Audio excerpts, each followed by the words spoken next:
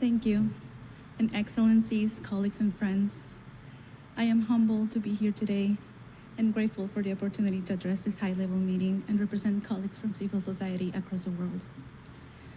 As I was preparing for this moment, I found myself thinking about time. 20 years ago, my father came into this same building to advocate for access to HIV treatment, and he was sitting in this room in the rows in front of you. And at the time, millions of people living with HIV were still waiting for medicines that could save their lives, and families buried loved ones that they should not have lost. The future was uncertain, and the progress depended on whether government, scientists, and activists could work together to confront a crisis that had already claimed far too many lives.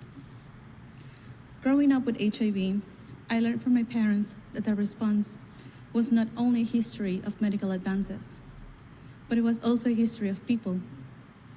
People who refused to accept exclusion, stigma, preventable death as inevitable. And women living with HIV, communities, key populations, activists, and scientists, leaders all play a part in changing the course of the epidemic. And I am here today as the result of that collective effort. And for much of my life, there was a sense that the world was moving forward.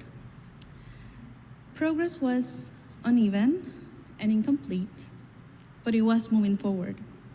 And more people gained access to treatment, and more communities had a seat at the table, and more people could imagine lives that extended beyond survival.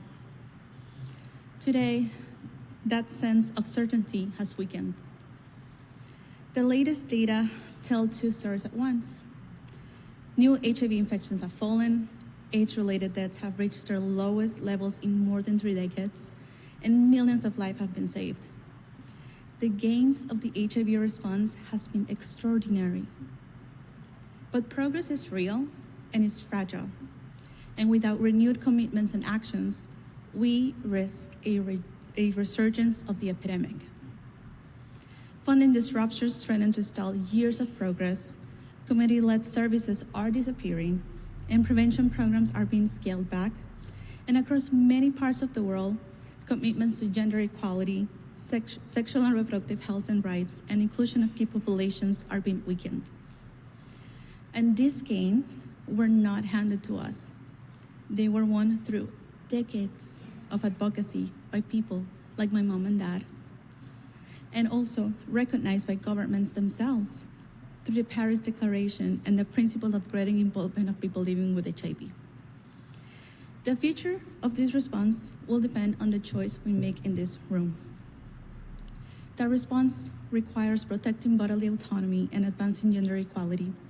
It requires removing laws, policies, and practices that continue to exclude, criminalize, and stigmatize key populations. It requires ensuring that young people have access to accurate information, quality services, and meaningful opportunities to participate in decisions that affect their lives. It requires sustained investment and community-led responses and meaningful participation in decision-making. And it requires protecting UNAIDS and the spaces that brings government, science, and community together and share a shared goal. And it requires a fully funded global fund. Looking back, what strikes me the most is that every gain had to be fought for. Every barrier that was removed needed someone to challenge it and question it. And every commitment is a choice. This is why this moment is so important.